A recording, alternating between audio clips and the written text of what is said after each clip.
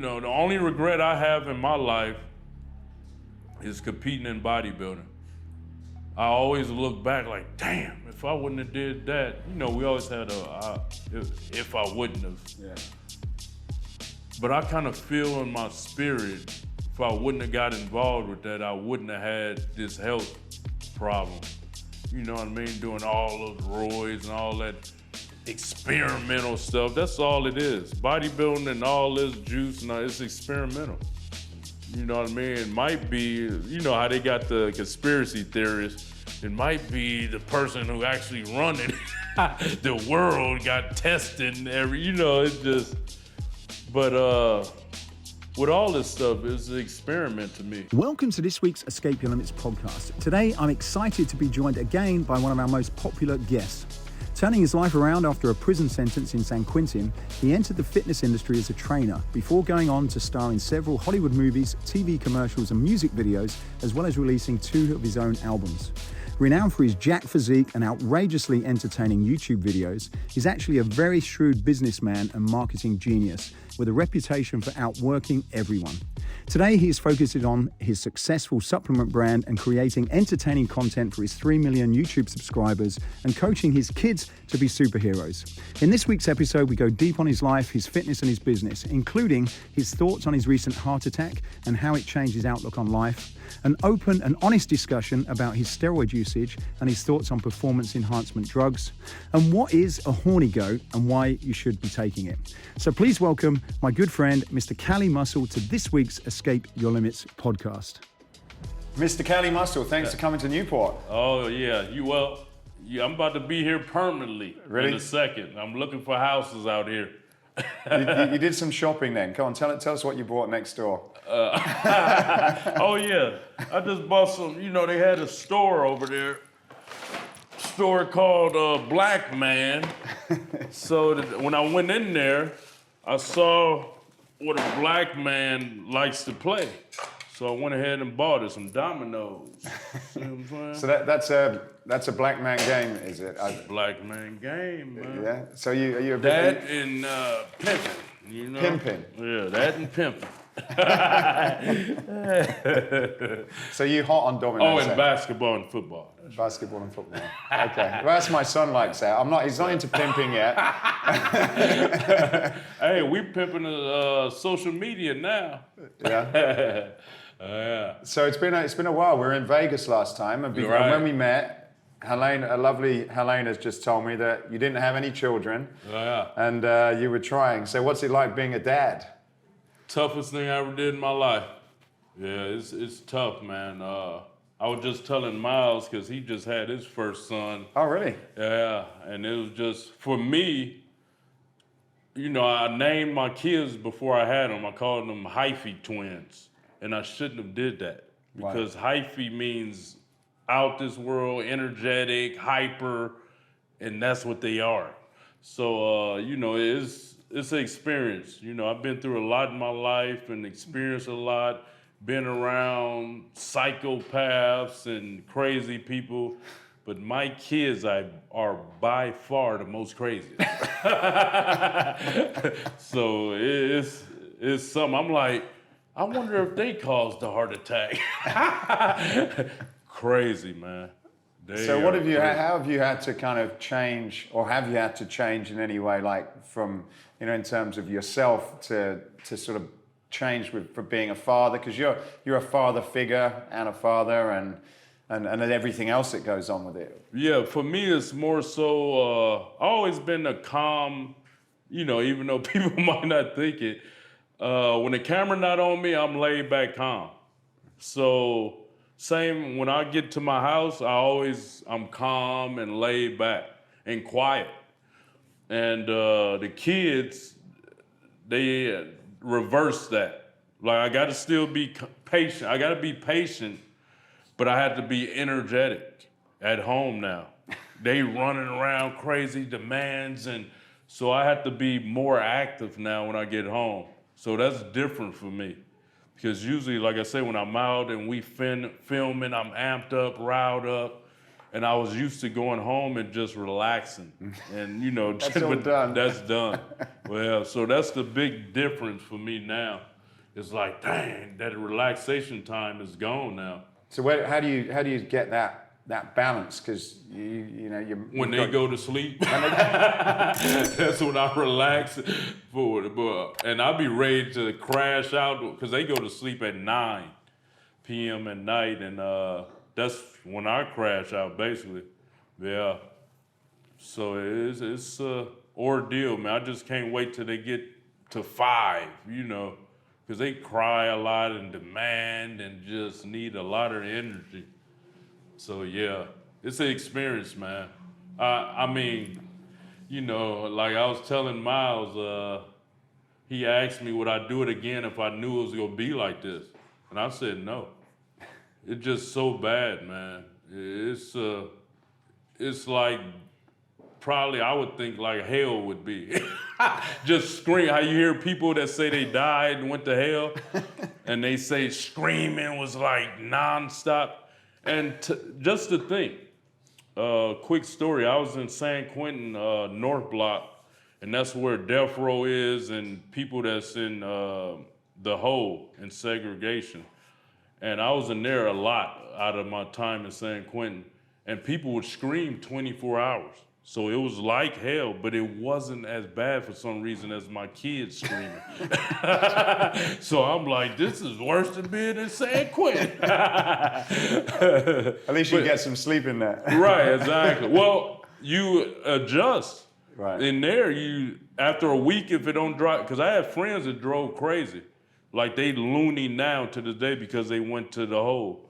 And it's like if you survive the first week, you get adapt to it. That's like somebody living in New York or by a train, train station or something, or airport, and they hear the woo and the trains going. You get used to it. Adjust. Yeah. Exactly. But these kids screaming. I ain't 3 years straight, every day, nonstop. I saw you posted actually on Instagram yesterday about it was a post from 2018 about your time in prison. Oh yeah. What was that? What was the why did was that like an anniversary? I just pinned it. I think it just remember right for me to just be grateful daily. You know, I have so much to be grateful for, man, and just being in the position I'm in now, and you know, I never thought I was gonna be nothing after I messed up my college football opportunity. So it just, for me being where I am now is just like a dream. You know what I mean? I didn't even dream of being here. So for me, it's just like kind of bizarre that I've made it and you know where I am. And I'll just look back. To me, how a person is, how they are as a kid, is kind of go be how they are as an adult. I was the same way as a kid. I liked to dress, look nice, ambitious. Always wanted to mentally, I look at it, I wanted to outdo the next human. And that's just how I was as a kid. Even though I didn't look at other humans as competition. Like that was a gift of mine. I never looked at another man as competition. Like some people, I want to be where he at. I want to have what he have. And I never was like that. So that's why I feel, and I'm grateful that, you know, God and the universe made me like that. Do you compete with yourself? No, I just find a goal and go for it. Like me and Miles now, we'll be like, oh, let's push for this. Let's push for this. And then I think I'm like weird, but they call it being artistic, not autistic. But it's like, just for instance, like a couple of weeks ago, I got fixated on getting a jailbreak Hellcat. I'm on the internet, Google. Where's one at? Oh, it's one in Marietta. I'm gonna go look at it. oh, I'm here looking at it, I'm gonna get it. Like just spontaneous stuff, which for me, I've always been like that, but more so now being on social media and knowing that, my business can increase by doing certain stuff. So I live a fun life. It must be nice when you're like something that you want to bring out of yourself, like your spontaneity, like just Elena came in and says, he's next door shopping. Right. And that's an interesting story. Exactly. In itself. Yeah. And you can kind of express, did you feel that you're in that place now where like, who you are and what you do is sort of coming together and you're on that sort of nice, that kind of, what do they call that? What do they call that thing when you're in the sort of zone? Oh, okay. Do you feel, apart from your children screaming? I'm just so spontaneous. Like, I've been like this all my life. Like, it's like, yeah, I'm in the zone, of course. But now it's different because I want my kids, and my situation with the heart attack, life is like, everything is urgent. Like, success is urgent. Because if anything happened to me, I want them to be solidified. I want them to be stable. That's why it's urgent for me to move out here, because I want them in this environment out here when they grow up. And I'm in a super zone. Yeah, I'm in a super zone. Because everything, and luckily God blessed me with a good business partner. It's like we the same. He just white. It's like we the same person. It's like it's bizarre. I'm getting goosebumps now. But so yeah, God just lined everything up. And I'm just, so ambitious that if we think of ideas, go happen.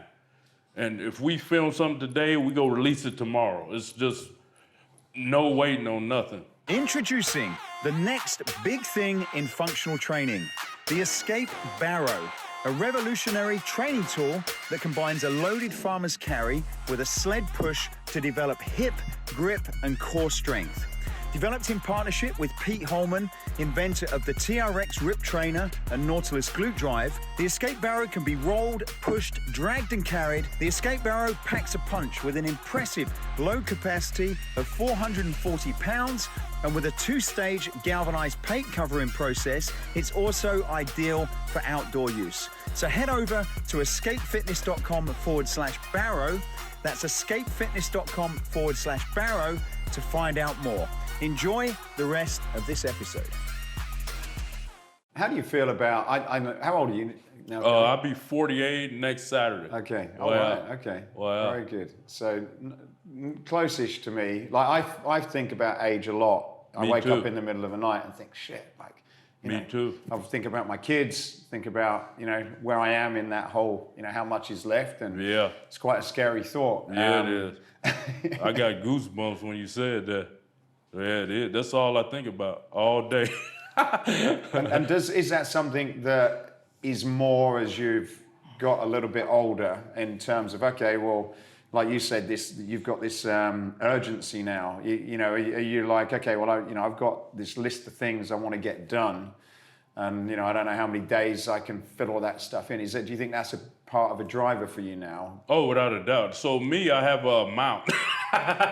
Like my daily drive is like, I want to have 20 million liquid. You know what I mean? So that's my thought pattern now, as well as I want my business to be established where it don't need me. Because I've been the face of my business and I want it to be able to run even if, I'm not here to run it. So, yeah, man, it's... That's difficult though, isn't it? Because you're such a big part of your it celebrity is. And your... Well, so when I thought of the terms of my supplement line, I thought of Rich Piana. Like when he passed, it couldn't sustain.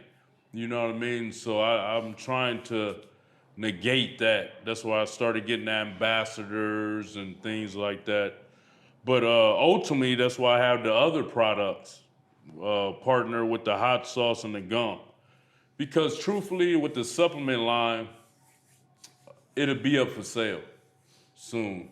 I want to veer away from that, get into water, more, stuff that I know is healthy. You know what I mean? So I'm dealing with ethics, and I always have. Even when I started my supplement company, I, went back and forth with my business partners with certain ingredients and things like that, because I want to be an example of health. Right. So it's just like, people get into the marijuana industry, the alcohol, and it's like, I could do that. What do you think about those? Because I guess, they're probably quite lucrative. Mm-hmm. You've got this cannabis market. Now there's the whole sort of psychedelics, which is sort of starting off, in the San Francisco area, which I guess is going to be a big thing. Like, how do you think about psychedelics, cannabis? Are you against them because you think they're bad? Do you think they're good, interesting business opportunities? What do you see? So, I was in all that stuff before everybody got hyped up about it. It's evil. Well, if I got back then, so I had a grow warehouse of everything. How they doing now? I did that back in 2000. I started 2002 when I got I had a license to sell and grow. Oh. And bro, I used to come out of hydroponic stores with buckets of chemicals. You got to pour in that hydroponic. And the thing about it, what makes it so bad, like the food industry, hey, I want mine to grow in a week. So what I got to do to make it grow? Oh, these chemicals, that chemicals. I had a friend, rest in peace now, used to pump it with steroids. The stalks of his marijuana, them things be so big. So, people ingesting this, and it's like, how am I, a man that's asking for forgiveness from God and the universe, for my past sins, to still be involved in something that's not morally, you know what I mean? Like, how I'm gonna kill people off knowingly, and so that's what, like me and some people with the supplement industry, I said some things and they trying to say I don't know what I'm talking about. I go to the lab. I know it's what in the supplement industry. So it's like, I tell my wife, man, I'd be homeless before I kill people. I sold ecstasy, heroin, coke, everything you could think of. And it's just not right. You know what I mean? And I've always dealt with that since, even when I was doing those things. God will, every time. That's why, so I did 7 years straight for a robbery when I was in college. Then I got out and went back 4 times. Those 4 times going back was because of trying to sell drugs. God spanked me every time. The universe and God spanked me. Every time I thought I was gonna try something, bam, back in jail, bam. Every time, man. So it just let me know that, if I don't do the right thing, I will get punished. Do you think that even now, as it's been, I guess, legalized, and I suppose it's quite accepted now, with a lot of these sort of brands coming into the space, everything from edibles to drinks to, what? Do you think, is the reason you're not interested in because of what they put in it? So if there was a clean, healthy version of it, you'd be good? Or is it just like that category of substances you just don't think are good? No, the only way I think marijuana is good is if you did it in a tea form. Like if you get the leaves and make it a tea, right. Something like that, where you're not, sucking in toxins in your lungs and throat and all that stuff. That's the only form of that, I think. And maybe shrooms, if you need to go there mentally, whatever. But to me, when you analyze history, it's crazy. I was just talking about this. Me and him have these deep conversations daily. The world was trying to help us years ago. I remember the weed thing when they had all these commercials and all this. Weed is the gateway to other drugs, and just say no to drugs. And Same with alcohol. They had the prohibition, all that stuff. They was trying to tell people, don't do this, and it was against the law. They was trying to help us. But people was rebellious and, the government, they don't want us to get high and drunk, and they was trying to help us. Same with salt. With salt? Yeah, back when I grew up, they didn't put salt on the food. Right. They would put the salt shaker if you wanted to put it on it yourself, right? They was telling us it was bad. But everybody it's like your kid rebelling against you. It's like it's just in them that they want to do bad or rebel. It was the same with us with all these things. So finally, they were like, forget it. Let's make it legal and sell it to them and get all that money. It's like people don't even see what's going on in front of them. No. If you giving me something, like all of a sudden, all these years, all these people, I got friends that did life behind weed. All of a sudden it's cool now. Like, bro, and y'all think they hate me because I talk about weed on my social media and stuff. Like, it's like, and I understand. They trapped. You know what I mean? And that mentality and that, I remember I used to do ecstasy for about a year. And my reason was for performance enhancement. Somebody told me that if I took ecstasy that I'll perform better with talking and chatter and energy. So I'm like, oh, let me try it. And they was right. Like, I made a lot more money, everything on ecstasy. So I did it for about a year. I'll never forget my mother one day. I'm over there, I was, and I was buffer, I don't know.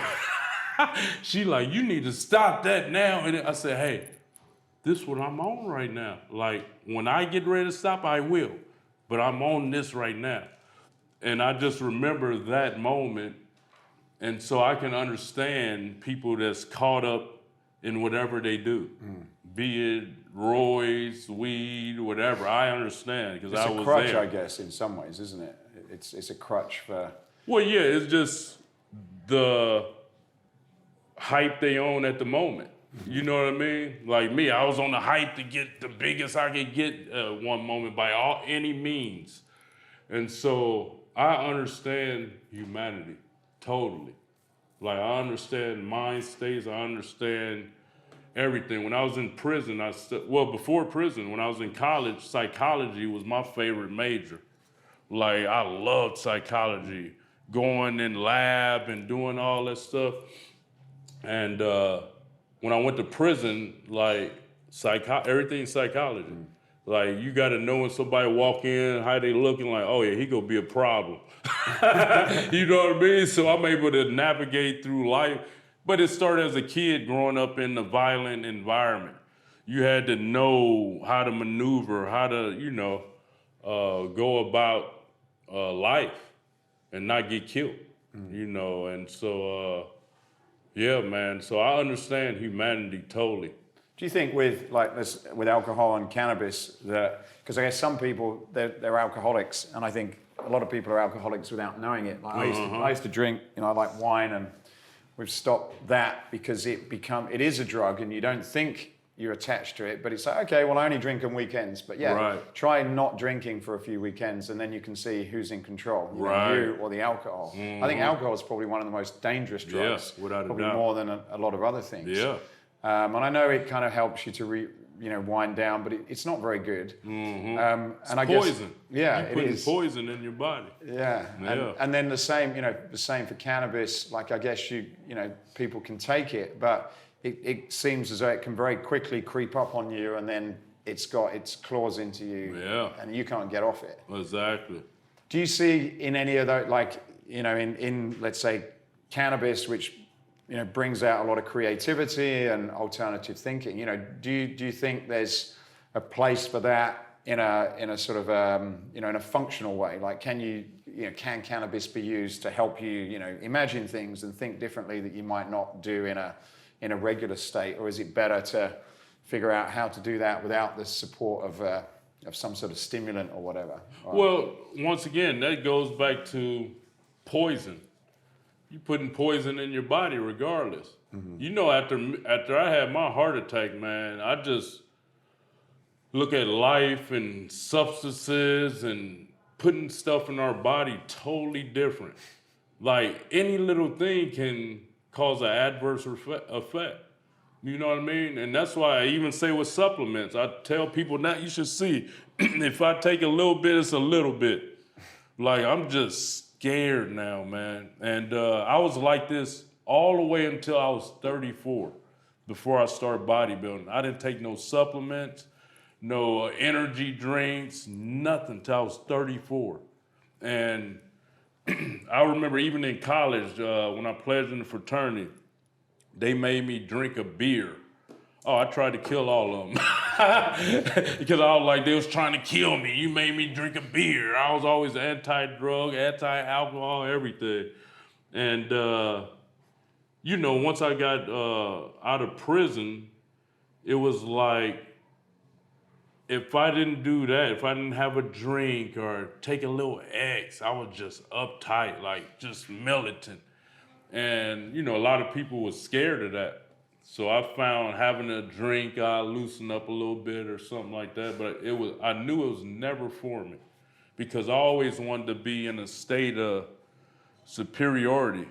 I never wanted to give somebody the upper hand. I always wanted to be able to drive if I had to on point. And because I just come from an era and environment where you had to keep a gun on you. You had to be alert. You know what I mean? So it just being lax, and we call it slipping, just wasn't how God made me.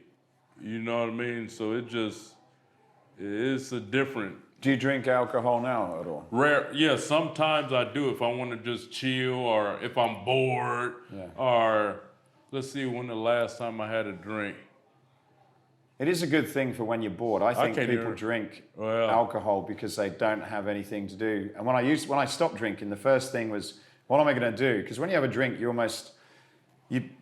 not bored because it entertains you. Right. By drinking, and you do stupid things. And exactly. But it when you're sober, you've actually got to turn your brain on, haven't you? That's how I think. Without a doubt. Yeah. Maybe a few weeks ago, or a couple of weeks ago or something, I had a drink. But I'm on a natural high. It's nothing like it. Like just being ambitious, my mind is like just going like a machine. Like right now, it's like videos. Oh, what we gonna do? Like it's crazy to be on a natural high. Dress nice. You dress nice. Oh, like just. Oh man, dressing alone give you a natural high. Dressing nice, that give you a natural high. You know, look at you. Yeah, I enjoy that. Yeah. What are your thoughts on mushrooms? I know that gets people off a lot of serious drugs, and there's meant to be some, a lot of, again, psychological benefits on mushrooms. And so I missed my chance, I would say, at taking it. He tried to get me to try it. Back in the day when I used to sell ecstasy, I used to get some and sell it to people here and there, but I never tried it. So now that I had my heart attack, I'm scared too, because I'm like, I might get anxiety and my heart might start racing, and you know what I mean? So I missed my chance with that. But once again, it's poison. You know what I mean? And some people would take it and want to lose I've seen some friends try it and lose their mind. That and other psychedelics.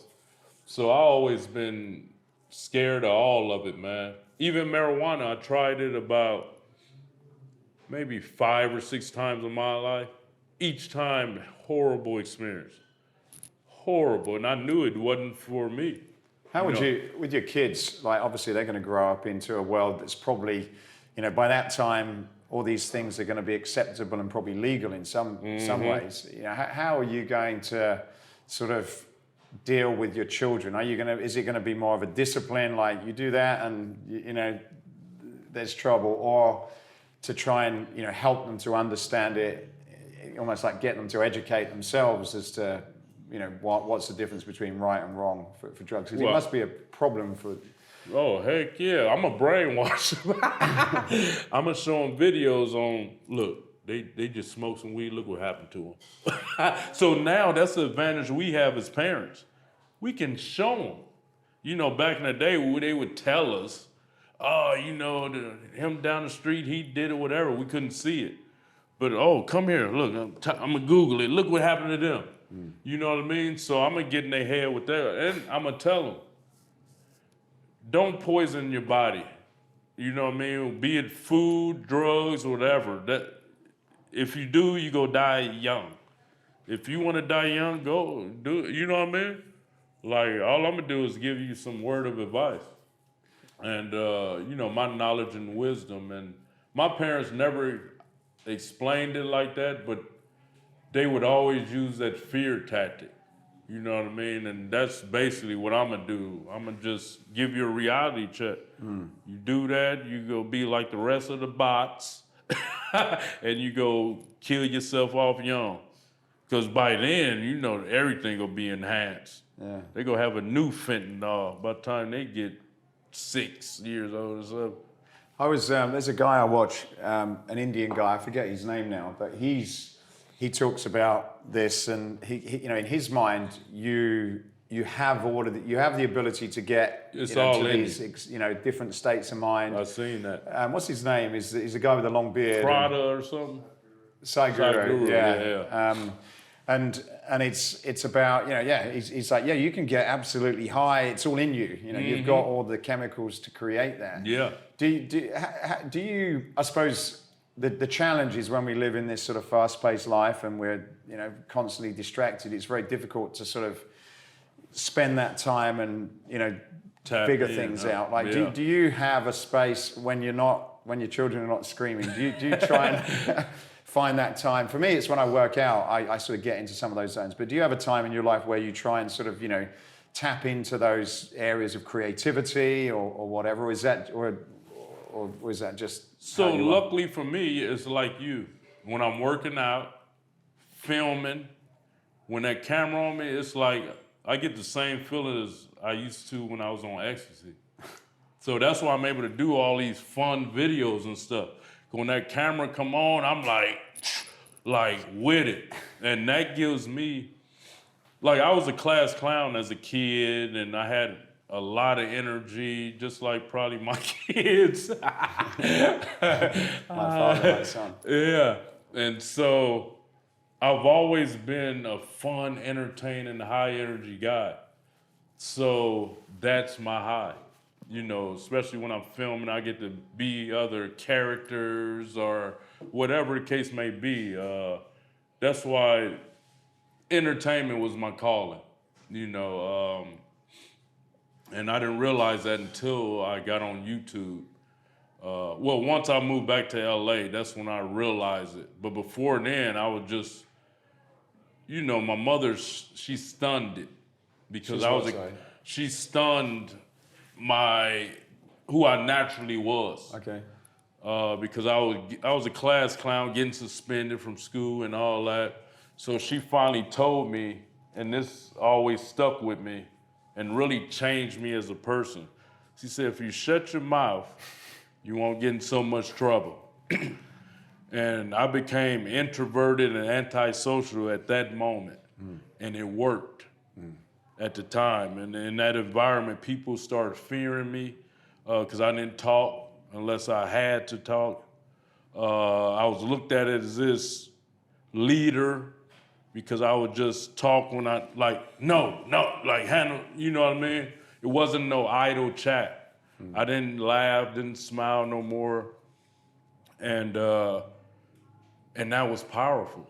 It became powerful. Then I went to prison like that, and became this gang leader, and it just worked all through my life until I was 34. Till I was 26 when I got out of prison. And I saw all the wealthy people chatty, all right? Hi, chatty, smiling. And I'm like, I gotta change up. That's another gift of mine. I was given the ability to correct all my flaws. How? I would analyze myself. Like, for instance, I noticed when I got out of prison, I worked at the gym.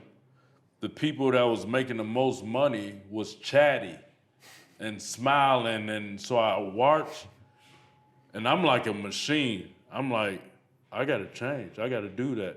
So I started off gradually with telling everybody hello, just simple hello. Like And that, hello. Right, because I was just, you know what I mean, on the wall. And everyone would be like, right, scared, exactly, running away yeah, from you. scared, yeah. And so it started off with that, and especially so stripping. For those that didn't know, I stripped for 10 years. That really prepared me for life because I was just, so mean and antisocial and didn't talk a lot. That's I not had gonna to work for a start. stripper. Right, exactly. I had to start really, and I was doing that in personal training at the same time. So I had to. It just got me out of that mentality, and it prepped me for life, man. Truthfully, I guess you have to be careful what you say to your kids, really. Like in the case of your mum, I can see why she said that, and I'd probably say that to my kids. And I do say similar things to my son sometimes. Like, look, just keep your mouth shut in this situation. Right, yeah. But you've also got to kind of be conscious of like, okay, well, what is this gonna, you probably got to put it in a way where you don't mean necessarily, look, don't, because my son's like that. He's very, when he wants to be out, he's very outgoing, very creative, very funny. But when he's in class, he's disruptive. Right, And that's what I was. Yeah. And so I suppose it's trying to, make sure they take the right lesson from those, Right. that kind of parenting. Yeah, it's all word, man. Cool. Just think about it. How we are today is how our parents raised us, basically. And all these stories of people, it's about their childhood, where it derived from. And I'm like, wow. So truthfully, I let my kids kind of run wild. It's probably like why they are. But I do, they only 3. Yeah, So, when they start talking, it's right, going to be more. yeah. They only 3, but they wild. And I kind of allow it because I'm always thinking of how I was raised. Like, I don't want to tell them to shut up and all that. They yapping. I'm just, yeah, son, yeah, daughter, yeah. I'm not telling them to shut up or none of that. We use your story a lot, though. But there was a story which you probably remember it, where your mum, something happened, someone got shot, and it was like, oh yeah, you don't talk about certain things and other people, and keep. I think the thing was keep your mouth shut. Yeah, mind your business. Mind your own business. Yeah. That's right. And I think in some cases, like although that was a very extreme lesson, there are some cases where it's good to mind your own business. Yeah. And it's a good lesson. Because some people can get themselves in a lot of trouble if you don't mind themselves. And so for us as a family, and when everyone was involved in that last interview, that was a really useful lesson, a very powerful one, a very visual lesson, but it's also making sure that they understand the positive essence from, how far it can go wrong if you. Right, without a doubt. Yeah, that's like I have a lot of little, things that my mother taught me, and I respect her for it. And it has carried me. That's why I'm still alive. You know what I mean? Because it's been situations where, people want me to get involved in something or whatever the case may be. I was like, that ain't my business. You know what I mean? Like, if it's not something like an old lady getting beat or some of that sense, I'm minding my business, man. Because we always see, these heroes be the one to get killed, trying to help a situation or whatever. Or it's just, and I feel good about that. The same thing on the internet. I don't comment on nobody's stuff. I don't, you know what I mean? Like, I mind my business. If it's not something positive I got to say, what I'm saying something at all for. It's just this world we live in, like everybody minding everybody else's business. But I think there's a balance. There's some business that you've no business being involved with. Right. And there's also bad business that if you're even around the periphery, as you probably know, it's not good. And so I Right. suppose, and there's other things like helping people and, you know, that kind of stuff. But I think, you know, it's understanding, look, you know, certain business, you're better off staying well away from it Right. for your own Yeah, good. yeah. Without a doubt. Yeah, I mean, because I mind, like, I get off on giving back. Like, I go to the, like, we just went and donated clothes to the guys at the, guys that's getting off drugs. What's that called? What's that house they at? What, guys that's getting off drugs. Yeah, like a halfway house Okay, or whatever. right. Like, I get off on going to Skid Row, giving out money, food, and that, like, just, if I was a superhero, that, which I am, that like regenerates my power. Like doing good stuff like that. I always been like that all my life. Yeah. And so yeah, I mean, I get in, when people in need, I'll help. I always been like that, you know, my entire life. Generous person. And for me, I look at it as well as getting rid of bad karma, you know, so. Do you believe, like, I've certainly see that play through, and it's one of the things I talk to my kids about, even on little things, you know. Do you have a strong view on karma? Oh yeah. Oh yeah. I that's like my life. Because, you know, I was in this, and it's messed up because, and that's another thing I understand about humanity. When we're young, it's easy to be swayed by evil. And so I was one of those people that money drove me to do evil things because I felt I didn't have enough, or, you know, I don't have what I think I should have at the time. So that was the way of evil to seep into me. And so everything I've did in life, evil, was behind trying to get money. And so with me, I know certain things I've dealt with in my life is because of karma. In life, period. Like, you have some people that been in church as a pastor all their life but go through bad things, you know what I mean? But ultimately, karma is real. It just, whatever you put out, I feel come back to you. Even though there's some special cases, like I said, where you got somebody who we think are perfect or next to perfect, but we really don't know them either. And, you know, that's like we was talking earlier about all the suicidal people, which I experienced as a kid, and, you know, to this day, don't understand it. You know, how somebody could appear so perfect and happy and just take themselves out. You know what I mean? It's a daily thought of mine. Like, how can somebody, I want to live forever. Yeah. I'm trying to do everything to live forever. And yeah, it's wild. Yeah. So, Yeah, how people can get that deep, and Yeah. and also, like, with the person we were talking about, you know, such a contributor as well. You know, yeah. like, really help, anything he can do would help you, you know, Yeah, in any way. exactly. And yet that didn't seem to kind of fill something inside them in some way. Well, it's wild. And just have all these magnificent people around them to talk to, and just, I can't understand the mentality, man. Only way I could come close to understanding that, for me, like, I remember I was analyzing my brother killing himself. And I'm like, well, I went out and did some violent stuff to get money.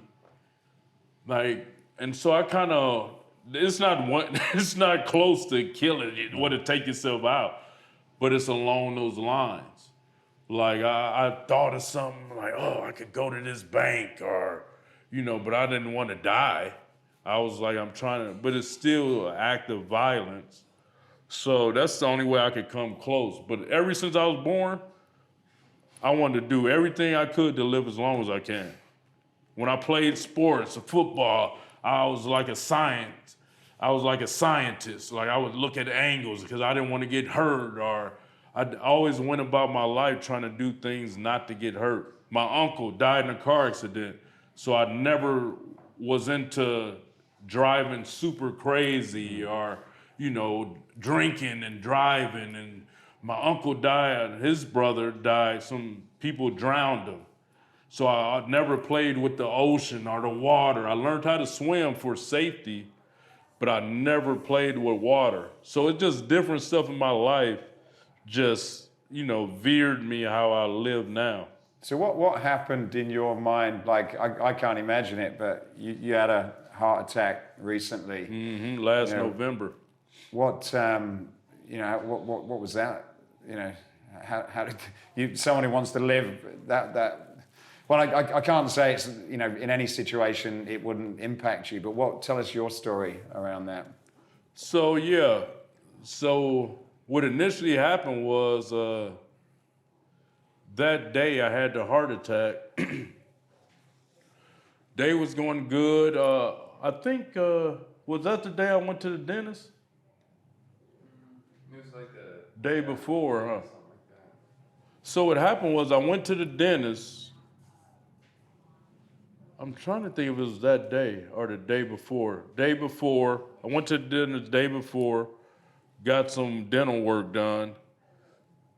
So they gave me some Vicodin. I think it's Vicodin. So the next day I took one. And then day was going good, whatever. So at that night, I ate something I never eat. I had some beef. I think even one of those Stan African meals. I know it was some beef. I think it was one of those Stan African meals, beef and rice. I was on his meals tough at that point. The vertical diet. I don't know if you ever heard of it. Yeah. So Flex Wheeler, business partner, came out with a meal prep thing. So I was eating a lot of beef at the time. And that night, I never eat ice cream in my life. I had an ice cream sandwich. And I'd already ate like 2 of those beef meals. So bam, I ate that, went to bed. At midnight, man, I just, what's going on? I feel like I got heartburn, right? Now, I was panicky. So I was like, hey, Helena, go get me some antacid to kill heartburn, whatever. So she's scrambling around, gave me some Pepto-Bismol, still was burning. And as she looking for stuff, remedies, we looking up remedies on Google. I kind of crouched down on the couch like this, and there was a relieving feeling. So I just stayed down like that and was just off. Then finally, after about 30 minutes, I had vomited. And she was like, well, it was longer than that, about 45 minutes in. I had vomited, and she's like, oh no, I gotta take you. And luckily, her parents were out here from Europe at the house. So they was able to watch the kids. And she drove me to the hospital. And bro, I technically think I might have died during that drive there because I'd blacked out drive there. So when we got to the hospital, I'm up, energetic again. We go in there, they hook me up. They're like, oh, we gotta take you in. And I'm like, why? I don't feel bad or nothing like that. It's just heartburn, ain't it? And they looked at me like, nah, you having a heart attack. Heart attack? Get the fuck out. So I'm thinking conspiracy theory at this point. Like, man, y'all see a buff black dude, y'all, you got no damn heart attack. Look at me, man, right? And man, in 10 minutes in that hospital, I was in surgery. Wow. Like that. And they went through my groin, said I needed a stent. And I was woke all this time. I'm talking to you right here while they doing surgery. But no, like, it's like you loaded on I don't know what. But as they giving me surgery, I'm vomiting. Like the movie Exorcist, all on the walls and while they doing it. And at that time, man, the hospital, all that just seemed like a dream. You know, I did that video that's on social media while I was in the hospital. It was like, I didn't believe it. You know, and to this day, I still got to remind myself daily. Well, my body reminds me now because it's just that fear and the thoughts. And it's a messed up position to be in because now every day, all day, I'm thinking about dying. Like, you know, that's why I say everything is so urgent now that luckily I had my life insurance already because I wouldn't have been able to get none. Yeah. So that was a blessing because when I had my kids, I got everything in order. Trust fund, life insurance, will. When I knew they was about to be born, I got it done before they was born. Everything. So that was a blessing, man. Because once you have a health problem like that, no insurance will take you on after. So now it's just all mental, bro. Like right now, I kind of feel, I'm like, is my chest sore from working out? Or do my head tripping as we talking right now? Yeah. So what do they think was the reason for that? Cloggage. So what happened was it was 100% clogged on the one I had a widowmaker. What's that? That wipe everybody out. That's 100% cloggage in your main artery that flows blood to your brain and everything. What happened was, behind me working out, I built collateral veins. So when they locked up, the veins I built from working out took over and still had blood going to the heart. I would have been dead if I didn't have those. And rest in peace, Sean Roden, he had the same heart attack the same day. We had our heart attacks the same day, and he passed. Well, same age, same day, everything. And yeah, so I'm blessed for that, man. So was that like a hereditary thing? Didn't nobody. So 11 years in prison, top ramen, 4 or 5 a day. I used to have fucking headaches all the time. I didn't know about sodium. I was eating that, honey bun, Snickers, all this high cholesterol food. And not to mention, I used to get migraines when I was a kid from the age of 15 to 31. So it was some health going on there. But just eating all that bad food. And then to top it off with bodybuilding with roids. Right. And HGH and IGF and insulin that's clogging everything up. Right. So it just... So you think it was a combination of just of not great food and then a time taking... Heck yeah. Right. Well, you clogging everything up. Then I was getting warnings and doctors would be telling me your blood pressure elevated for years. And I'm like, man, look at me, I'm fine. You know, and especially they would use the electrical blood pressure machine. I'm like, oh no, you got to use the manual. That one wrong. That's not working. Yeah. Right. and I kept on just putting it off. So what happened was, when I moved from Burbank to Las Vegas, my feet and ankles swelled up, stayed swole. I'm talking about abnormal. So I would wear compression socks and all that, just my right foot. So I'm like, I blamed it on Vegas. It gotta be the heat, something in this air, man. And I lived in Vegas 4 years going through this. And when we did IVF, I went to the doctor, got a physical, all that. They told me my blood pressure was elevated, and I just shunned it off. And I'm like, but I was always scared of that. I knew something was wrong with my body because I was puffy. Even when I did bodybuilding shows, I would take diuretics. And my left side would dry out, but my right side would still hold a film of water. So I was always wary of that, you know, always scared of that. And yeah, I just didn't take action on the signs. Yeah. How many years did you do steroids for? Let's see, when I was 34, I started. 34, to, when did I do my last show? West Coast, no. So I really didn't stop until the heart attack. Really? Yeah. But all those years I would get off 3 to 4 months. So I called myself cycling off, and I'm thinking I'm not doing what these other guys doing this amount because I was already genetically, gifted.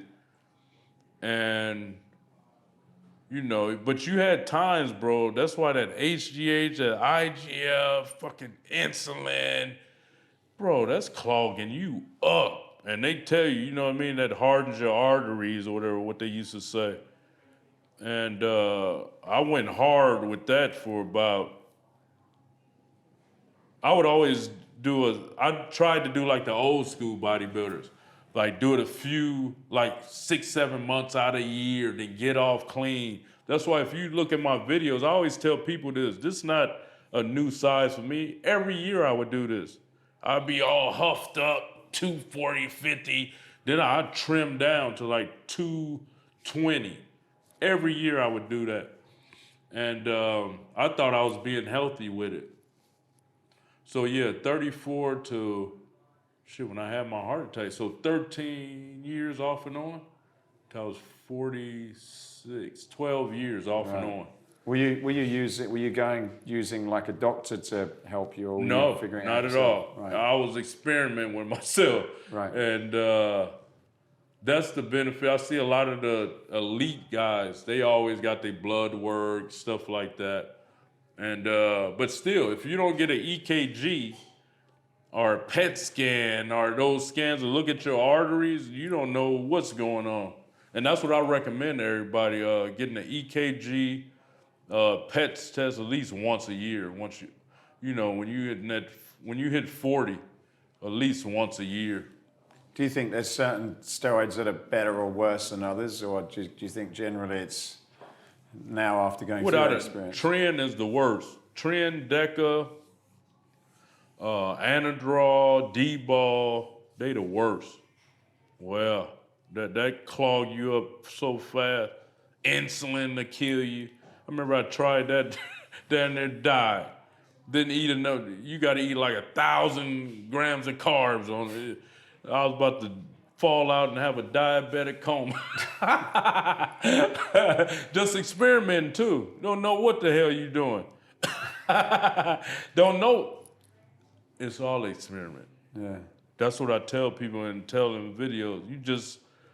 You giving data to my kids' generation on what to do, what not to do. That's all this. Even they say they about to start giving military guys roids. And back in the day it was illegal in the Arnold day. But and it's funny. Steroids help people more than anything. But they make it out as if it's bad. But you can have alcohol, marijuana, they trying to legalize shrooms, and you can have all that stuff that actually harm you. Roids help people. You know what I mean? AIDS patients, cancer patients, it helps them. It just when you abuse it, that's when the problem go, arise. Do you take anything now? Since a small dosage. I do like a half a cc every other week. So you're looking at, I do about 250 mgs a month. And that's just to sustain. I didn't want to go cold, even though I did go cold turkey the first few months. But I'm like, I was taking doctor advice that could be dangerous. You know what I mean? Like your body just will shut down or something because you don't have your testosterone level where it should be or whatever. So yeah, I don't do it for big muscles or nothing because I want to live, bro. I get off totally if, they tell me to. So what's that, just testosterone, is it? Yeah, just some tests. And I feel great, you know what I mean? My feet, ankles, normal now. That's what I go by. On a daily basis, I'm looking down, see if my feet and ankles normal because if it get a little puffy, that lets me know I'm not 100%.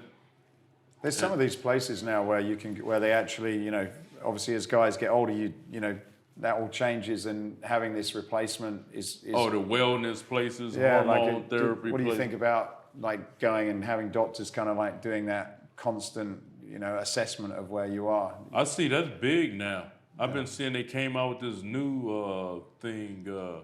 What is it? MVN or some stuff, keeping people young.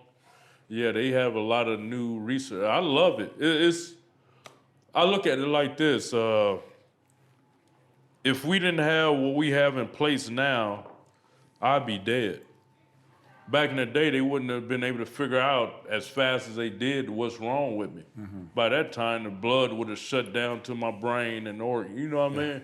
So I loved where things are going with science. And ultimately, people, you know, we talk about how bad supplements are, this and that. We living way longer than they lived back in the day.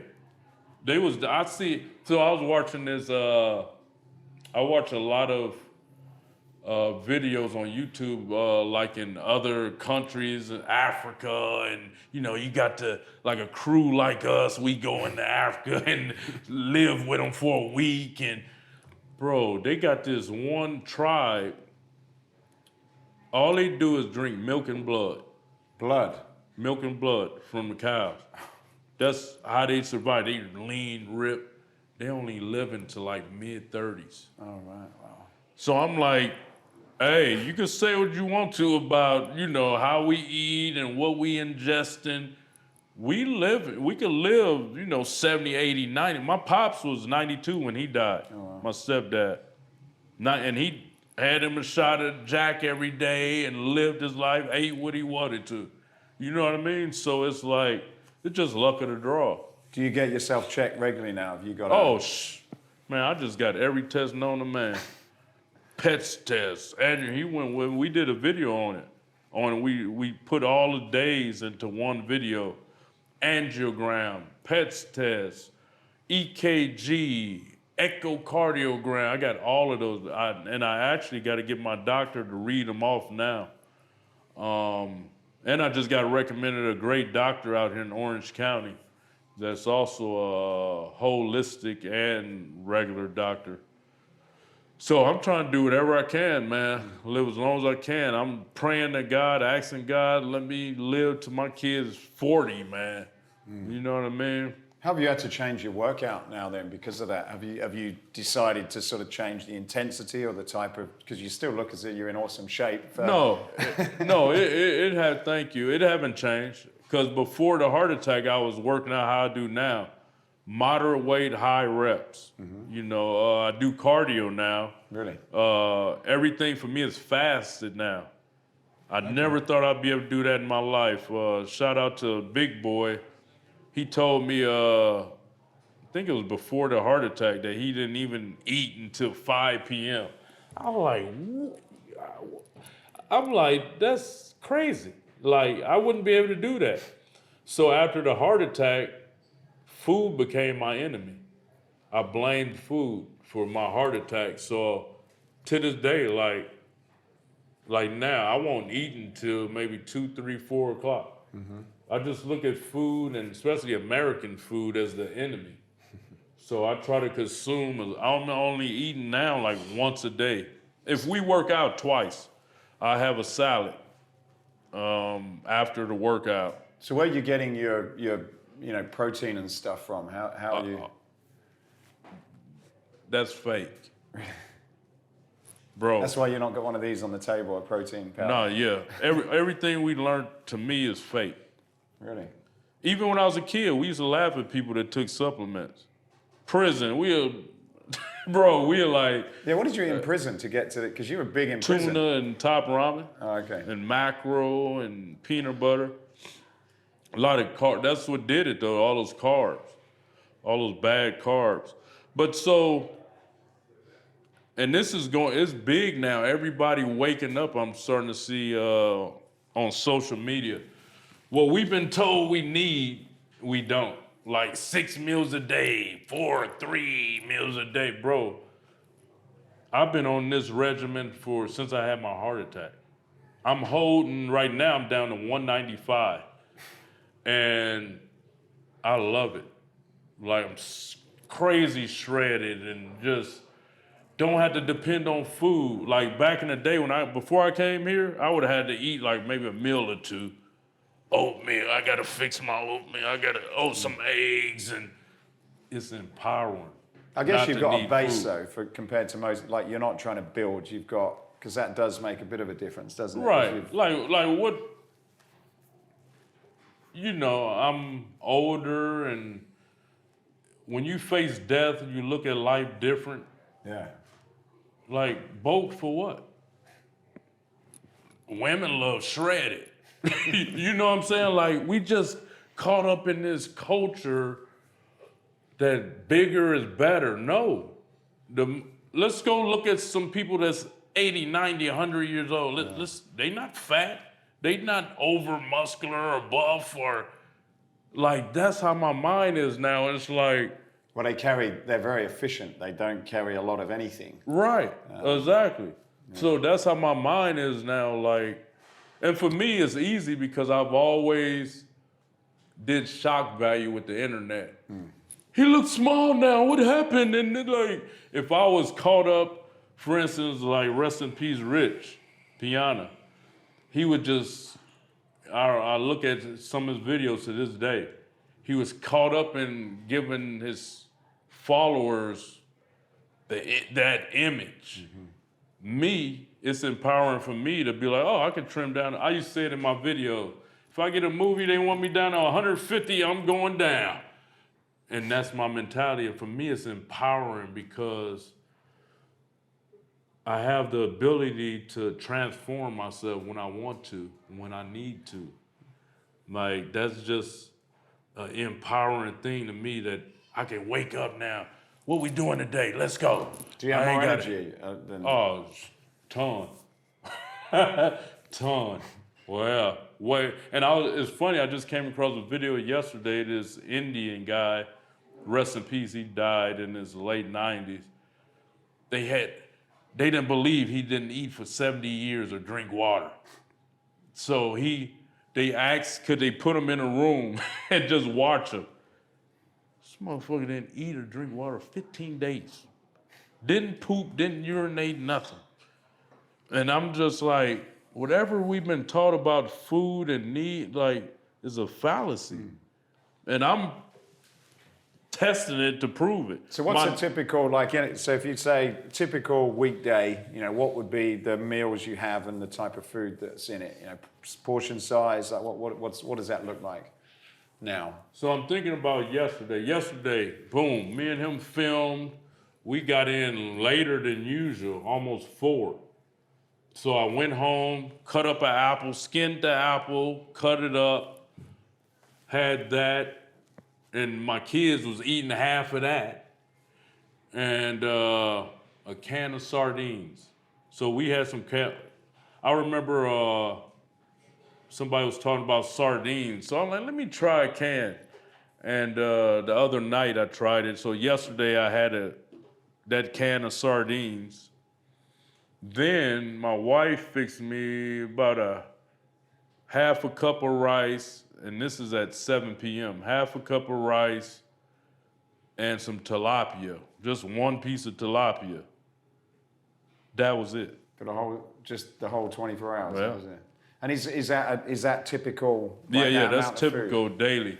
And if we work out and go out to eat, I have a salad, like with some salmon in it. Right.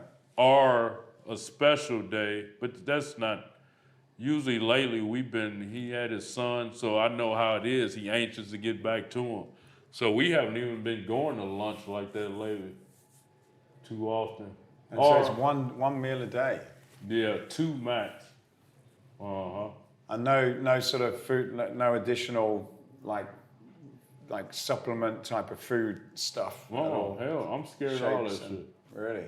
I'm scared of ingesting anything, to be honest.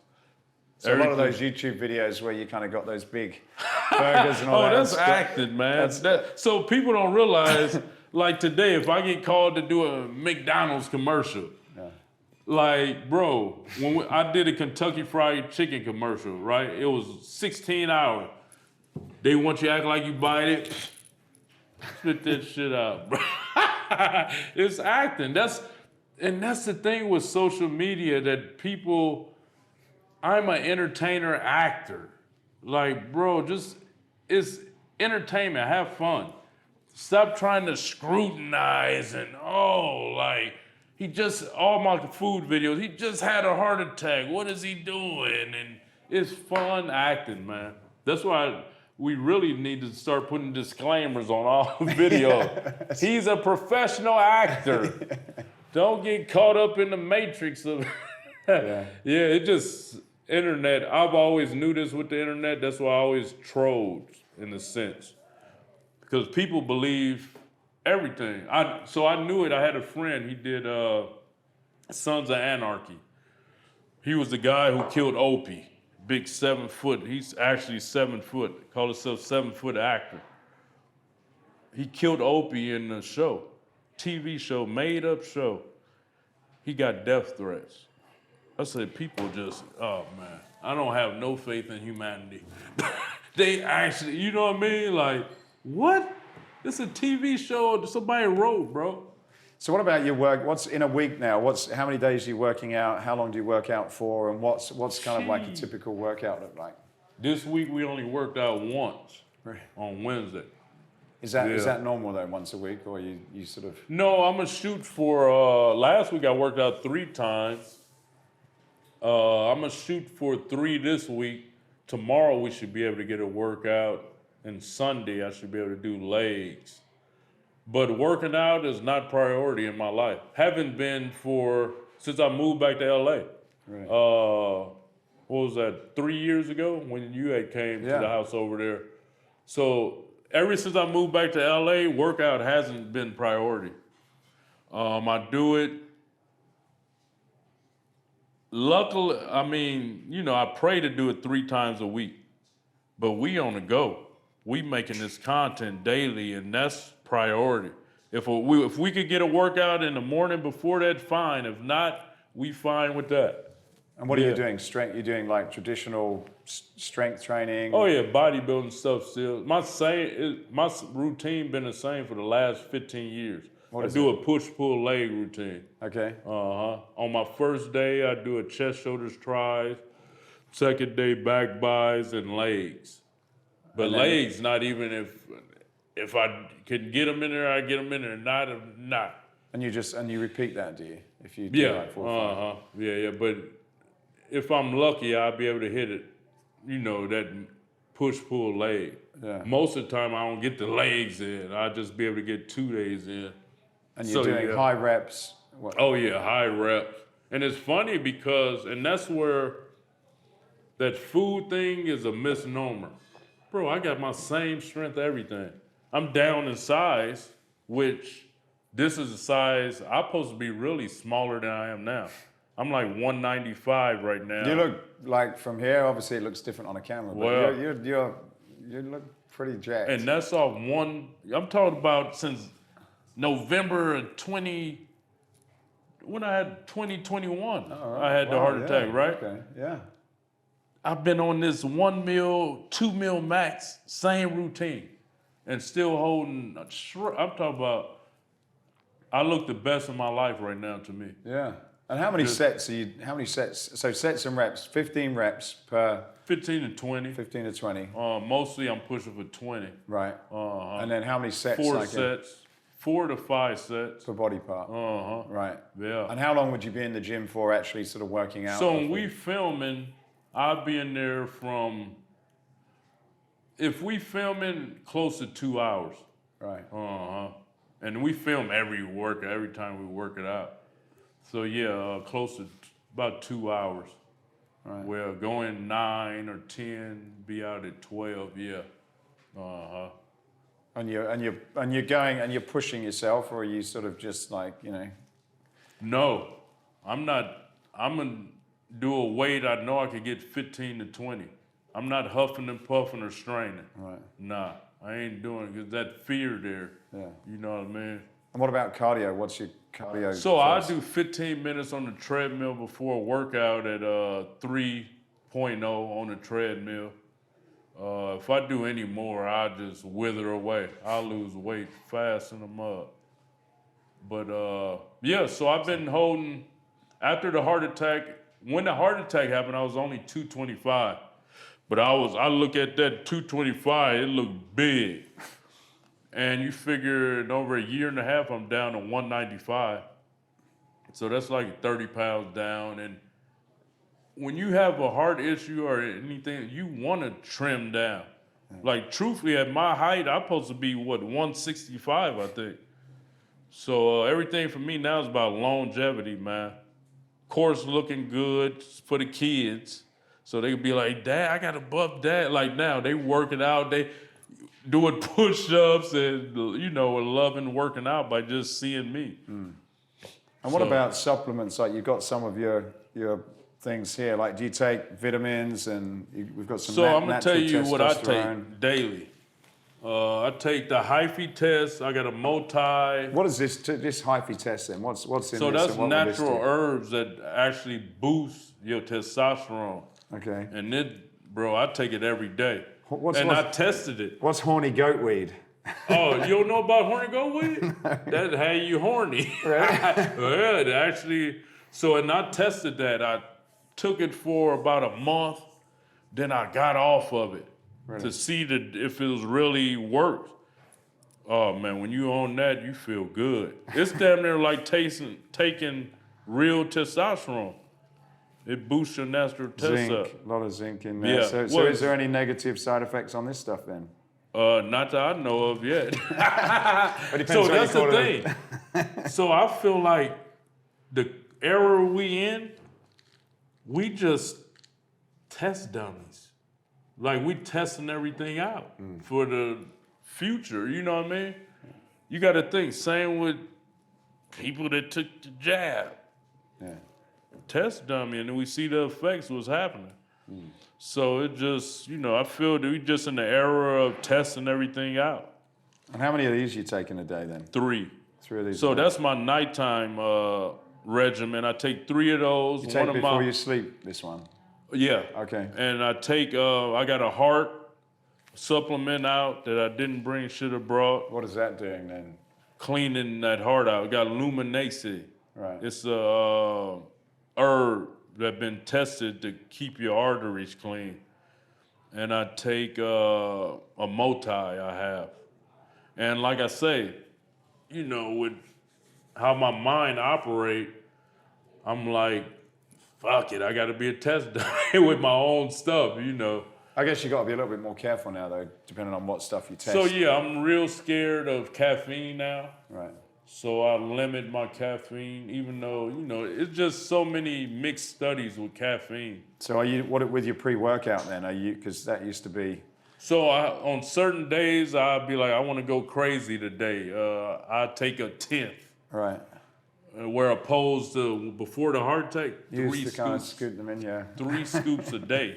Right. Well, and then you had a fruit. So I will chew a gum a day. It's 50 mgs, but chewing it, maybe 20, you might get 25 mgs in your system.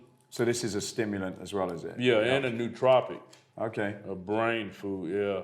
And what are you getting out of this? Oh, that's just chewing, keeping you alert, up and focused, and like I say, that has the nootropic in it and caffeine. Right. So you're getting a little, boost the wire. You're getting wired a little bit.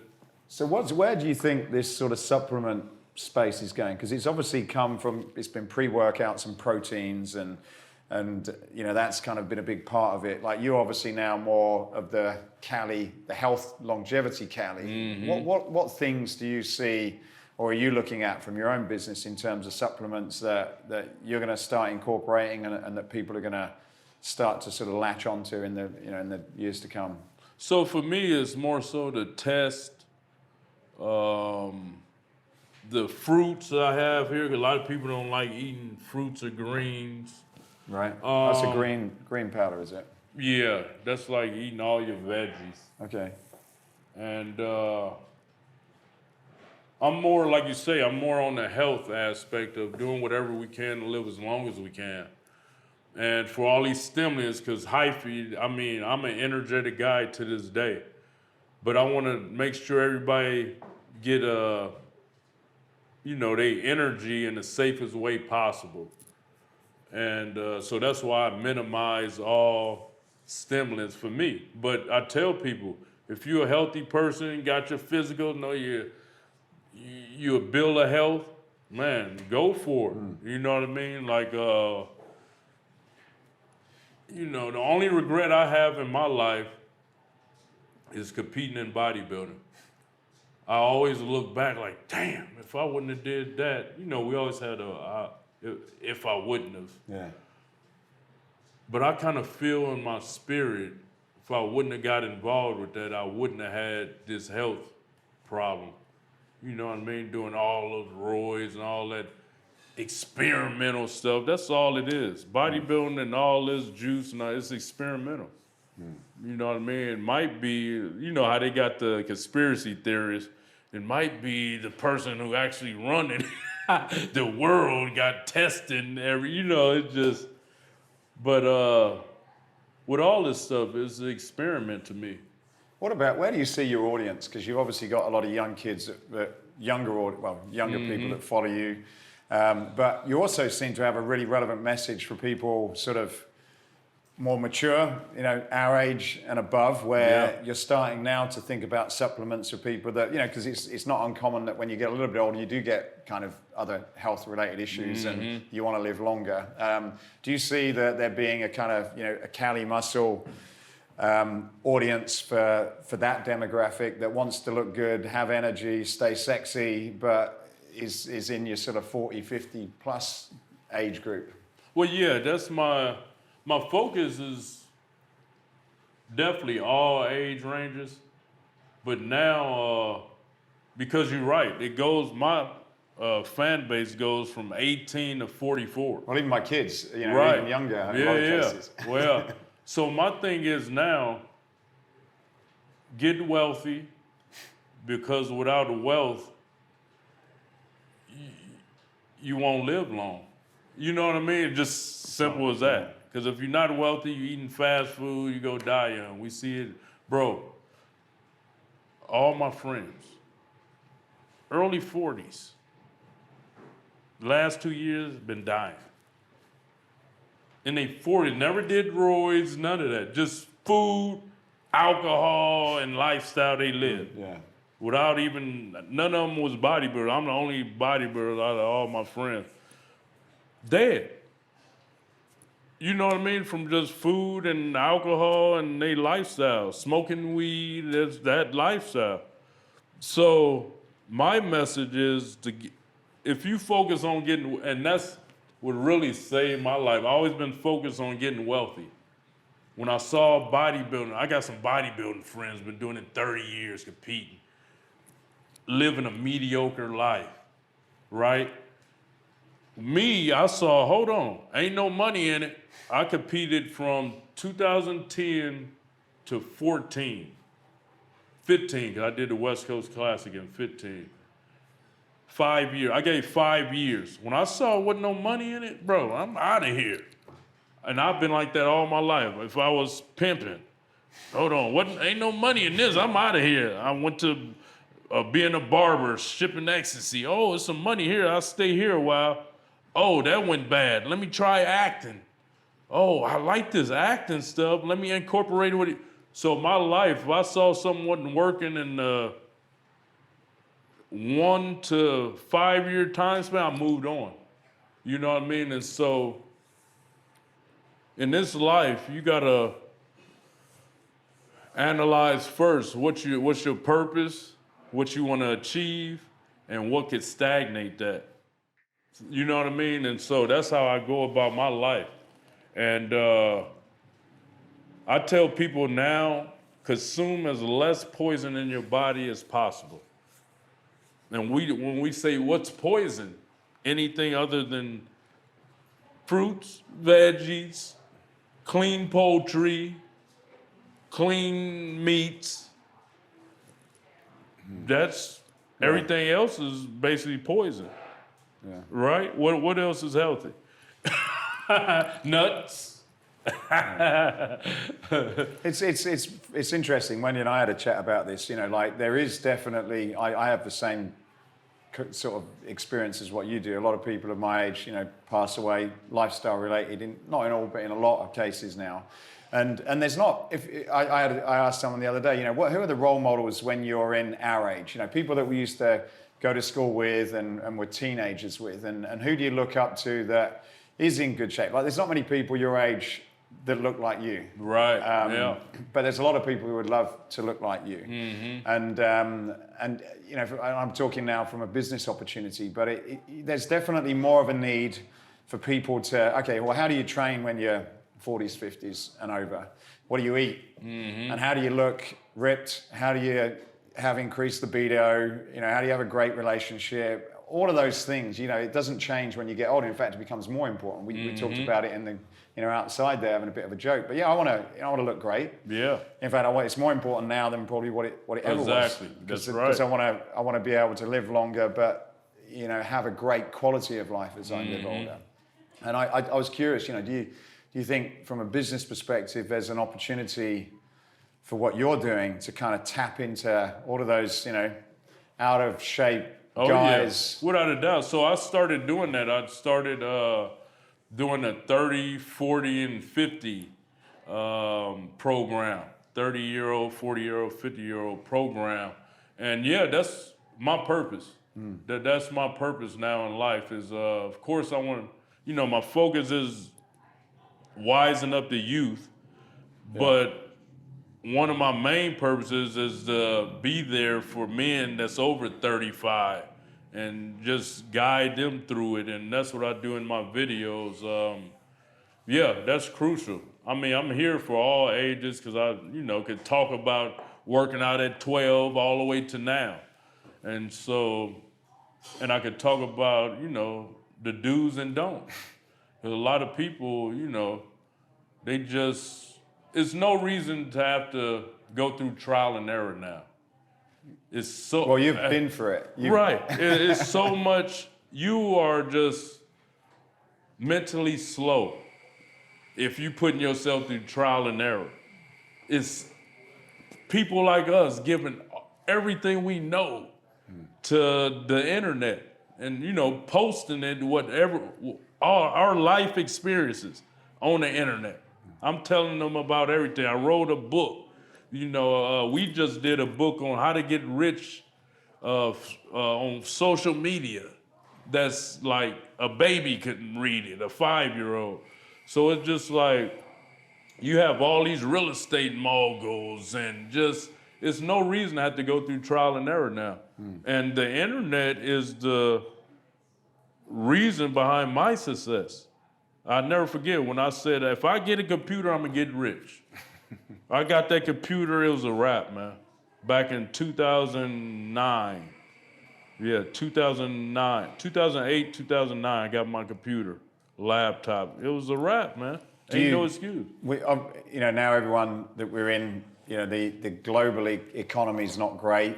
Talking about recession here, how do you think about, like, in your own personal business? Like, it sounds like once you've got a computer, you can make money doing anything. Do you worry about the economy, or have you got a business and a mindset where, like, I don't care what's going on, there's always ways that you're going to make money? Oh no, I worry. You worry, yeah. Like when that gas was up, I worry because my lifestyle and doing what we do, we have to spend a lot of money. You know what I mean? And so when things hit, we have to readjust how we operate. And yeah, like when that gas hit hard, oh, that was all our cars are V12s and just sucking up gas. We were spending $100 a day easy on just gas. You know what I mean? And we got to go out and film. We spend them, like, that's what people don't understand. It takes money to make money. So when things happen like that, oh, I worry. Because I'm not where I want to be financially in life yet. So, yeah. And, you know, What do you think what are the areas now at the moment that are making money? Like obviously we had the story, you shared with some information about how the YouTube thing, and social media, it comes and goes and they change the algorithm and it takes the carpet from underneath your feet. Like what are you kind of seeing now as some of the sort of areas where, okay, well, these are things to look at and, some opportunities here? So for me, it is subs right now. We focus on that. I feel you got to bring whatever people need, not want. Mm-hmm. So for me, like the hot sauce, everybody go eat, want food and want a sauce. So I see that as a big deal. I see this as a big deal for us. Content, we pumping out so much, we can't be denied. You know what I mean? Like every platform we pumping out, and once again, it goes back to need. People need to laugh. And so that's what people don't get about me. He's a clown. I'm making people laugh, making them feel good, man. That's why I told you, I understand the psychology of man. I turned into one of those guys at one time that I never forget. I always tell this story. I went to a comedy show, and everybody in there laughing, right? And I'm in there. One of them guys, right? And so I get when people come on in the comments, clown, you stupid, making us look bad. I was one of those guys that was just brainwashed by my environment and parents to not have fun, not laugh. If people so I get it. And so ultimately, on the internet, people, if they on there angry, you looking for a laugh. Mm. And so I'm able to supply people with laughter and fun. And that's another one of my objectives now.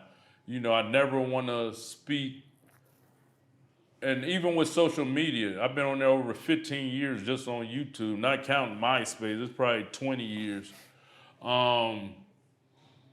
And I was, at one point for about 10 years, I was combative with people. That's what made my content, was me and reading comments like, oh, I'm gonna do this to show them. And now it's just about ideas that we come up with. They don't even have nothing to do. I never thought I'd be to this point. I can't read comments. I'm busy with my kids. We filming, editing. I mean, look at him now. It just 24 hours. Yeah, how do you get your sort of stay in touch with what's going on? You mentioned you don't read comments, but how do you navigate and adjust content and adjust, as you say, things that you think people need now that may have been different, 2 or 3 years ago? I'm the GOAT. People go do what I set that trend. When you look at YouTube, fitness, mukbangs, I set the stage. When, and people hate to give kudos or whatever, I'm the longest fitness guy, YouTuber on there. I set the stage. So, not to be cocky or nothing, but if I worried about what everybody recommend or suggest, I'd be loony. Like, I'm the godfather of YouTube. That's how I look at myself. All these guys, they coming under me. I'm on there first. You know what I mean? You're the creator. Right. Okay. Muscle ups. Who was doing that first? Who was cooking in the prison set? And I didn't even think about it till you just asked me. Once you asked me that, my mind got to work, and I'm like, I'm the trendsetter. You know what I mean? Like, who else? And when you analyze it, people hate me because of the versatility. I'm able to, I was like, fitness gets slow. What can I do next? Ooh, gaming. That's hot right now. Got into gaming. I was one of the first people on Twitch. Me and Dr. Disrespect, I'd never forget. Like, I was on Twitch before all these guys were. I was live streaming on YouTube workouts. To this day, guys don't live stream workouts, and that's a big money getter. Facebook, these fitness guys don't even know nothing. You get paid on Facebook? Yeah, I get 4 times the amount on Facebook as I get on YouTube. What? Wait, 4? No, maybe 1,000% more. Wow. Than I get on Facebook. Like, they don't know this. Like, bro, like we so in the future, it's ridiculous. All I think is future. What? That's a good. Trendsetter. I like that. I Yeah. like that. And because if not, you're always you're probably spinning yourself in circles if you're always looking at what people say, because people are always going to, some people are going to say, one thing and the others will say totally the opposite. So it's like, you're not going to know what to do, are you, if you're listening? And right. God could not go listen to us, except for maybe if we begging for him to forgive us or something. Yeah. So it just, I've always, that's why I say I never been jealous of a content creator or envious or, because I always, and that's just my life period. I was always captain, football, wrestling, track, gang leader. I was always the leader. I never looked at other people. Only person I studied the most now is, we studied and we figured out what it is I always studied the top, Mr. Beast. Yeah. Back in the day for me, it was PewDiePie. Right. I've always analyzed the top content creator, and there's no difference from them and me, except I'm not as liked. So when people talk about algorithm, you know what the algorithm means? If it was a definition for it, what's that? Do we like you? Wow, yeah. That's all it's about. You know what I mean? So I already know for me and my YouTube, the reason I don't get 1 million views per video, I said something in the past they didn't like. So my channel is like, it's not green lit, it's yellow. You know what I mean? Like, we'll only let them get so far. And I'm fine, I get it. I'm not complaining or nothing. I just worked my ass off. You talk about, I post, right now I stopped posting so much on YouTube because I feel my content was being taken for granted. And when I say the people, it's not just people viewing on their phone. It's whoever in the office that runs it all. And that's what people fail to realize. They think, oh, my viewers not viewing, my subscribers. Bro, think of it. Let's say YouTube is me and yours. Matt, you like this guy? You like him? All right, let's let him hit, man. That's who running. Like, people so the algorithm. Let me tag. I got to do better tags or titles or thumbnails. If you like. Why did Kali Muscle make it on YouTube? That documentary, they liked. Monster the Kali Muscle story, they liked it. I only had 6,000 subscribers when that came out. And I didn't even trip on subscribers. I was getting viral videos. And they liked it. And once it hit, I was like, ooh, I got to capitalize on this. Let me start posting videos. And it just grew. And I saw, okay, the fitness stuff was doing cool. So the good thing about me, I never blew. Like, people be coming on, your views down, no, they're not. My views been sustainable where they are my whole 15 years. Of course, I got some viral videos. I got 20 million, 10, but that took 5, 6, 7, 8 years to get all that. And so I'm grateful they didn't let me blow, then bring me down. Mine been sustainable. So that's why I'm able to, be grateful more. Because I see some guys, they was getting millions of views on each video, then they can't even get 20,000 views now. So, So you moved into cars now. Like, I wanted to ask you a couple of quick questions about cars. So what's been your favorite car that you've had? McLaren. Really? Even though, I got a tune on it and it was crappy. That car gave us a whole different self-esteem. Really? When you out and about, people, it's a talking piece. People like what you do for a living. That was the first time I ever started getting that in my life. What did you tell them? YouTube, Facebook, content creator. Yeah, content creator. Yeah, the McLaren. I'm gonna get and then just having a drop top in Los Angeles is like nothing. That's a high within itself. Yeah. Well, yeah, driving with a drop top in LA. What was one of the worst ones you had? McLaren.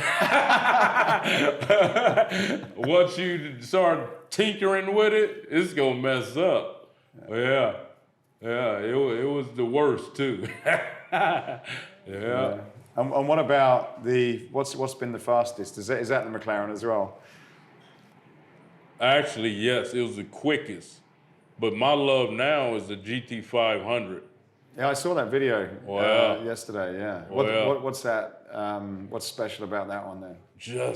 It's a race car. Like it's like you just another high. You like the sound and oh man, it's beautiful. Well, what's on your wish list that you've not had or driven that you would like to? Probably a McLaren 720 and a Urus. I got my eyes on the Urus. I get those, I'm cool. Right. Well, I'm cool. Well, but that's, cars, of course. So my focus now is to get the family a nice house. Mm-hmm. Well, so they'll be, I'm always, and I hate to think like that, if something happened, they'll be fine. You know what I mean? So that's my main focus now. So and as we sort of wrap up, what are you like? You've only, and this is a question I ask. If there's so many days and there's a lot to do, what rises to the top? So from a business perspective and a personal, like what would be those things that rise to the top in terms of where do you want to be spent? Like what do you want to be doing in your, in as many days that you can, from a business and a personal perspective? What would that ideal life be like? Yeah, that's simple. For me, it's doing one piece of content a day. And my program now, one piece of content a day and hanging out with the kids the rest of the day. That's my life. It's simple. My life been like this for the 15 years. I've been on the internet. But in the middle of that, I was acting. So I was having to go to auditions and stuff like that. But my lifestyle, to me, is a perfect lifestyle. So you're living your dream? Well, no, I never even dreamed of this. Well, it's beyond a dream. It's like a fantasy, I guess. Because it's a perfect lifestyle. We get up, we be like, okay, let's meet at 9. Go film something, boom, we done at about 2, 3 at the latest, and you home with your family. Now, you don't get no better than that. And you doing what you want to do, act like you eating something or working out or driving a car. Man, that's life. That's like what people do on weekends. Yeah. Every day. Every day's a weekend. Well. So my last question then, Kelly, we asked this on the last interview, but Escape Your Limits is about escaping what you've believed is possible and gone on to make possible. What would you say in the last sort of 3 or 4 years going through the pandemic would be one of your own personal examples of escaping your own limits? Escaping my own limits. Well, for me, I think it was the wake-up call of God showing me that I wasn't invincible. You know what I mean? Using me. God used me as an example, man. Because, I could have been like all the other guys that died from heart attacks that not here to talk about it. You know, when we think of Cedric McMillan, Sean Roden, the other, what was the other guy? Competed in the 212, died in his hotel room. Just all these guys, man, heart attacks. Not here to tell people about it. I'm like the only one. Mountain Dog had his heart attack, but then he lived another year or so. He was able to talk about it. So I just feel that for me, it was escaping. I never thought I was invincible, but that was a wake-up call to prove to me that I'm not invincible and to show people, like, he just left me here out of all these guys to give some advice to wake up.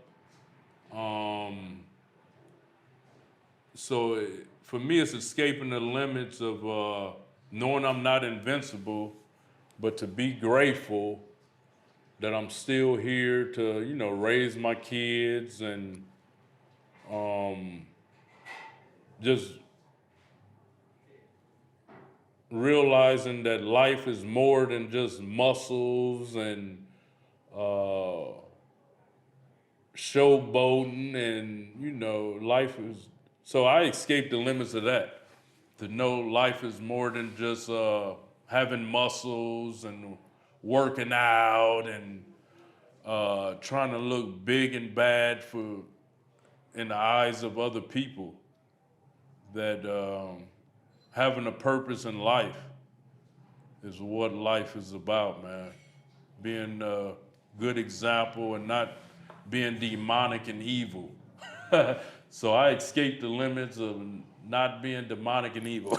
Yeah, I could go on and on, but yeah, man, it's just understanding life, being grateful for being alive, and because, man, to think about death as much as I do, it can't be healthy. It just is. It's like, I don't know if you remember Twilight Zone. It's like that. It's bizarre being in the position I'm in. But I'm like, I hate sleep. Like, I remember when I was young, they said sleep is a cousin of death. And I actually understand that now. Why? I hate sleeping. Why is it a cousin of death? Even though I do, because you're basically dead. Oh. You know what I mean? Even though you dream or whatever. But that's a fear of mine. Every night, when it's time to go to sleep, I'm like, fuck, like, I hope I wake up. I do my quick prayer. And I'm like, man, when I do wake up at any time, 3, 4, I'm like, ooh, fuck it, I'm up for the day. I'm like, I'm up for the day, fuck yeah. Well, scary. And plus, I just had a friend. He was 48, died in his sleep. He had heart issues. So that really, like, enhanced that thought. So yeah, it's wild, man. I'm just grateful every day of being here and smile, laugh, have fun, man. Raise these kids the best I can. Well, you're going to live to your similar age to your father, I'm sure. Yeah. So praying. That's why I need to get more rich. So if they come out with some new stuff, I have the money for it. Yeah, you can kind of go into one of these. And they got some stuff for the heart and everything now. I just read. Regrowing the whole body parts and stuff. Well, well. So maybe you will be Superman one day, you know. Maybe. Exactly. Kelly, thank you so much for your time. Oh yeah, Appreciate thank you. Thank you. Thank you for listening to this episode. If you've got any value from it whatsoever, then please do us a favor, like, subscribe, tell somebody, and that will help us to be able to continue to do more of these and help you escape your own personal limits. Thanks for listening.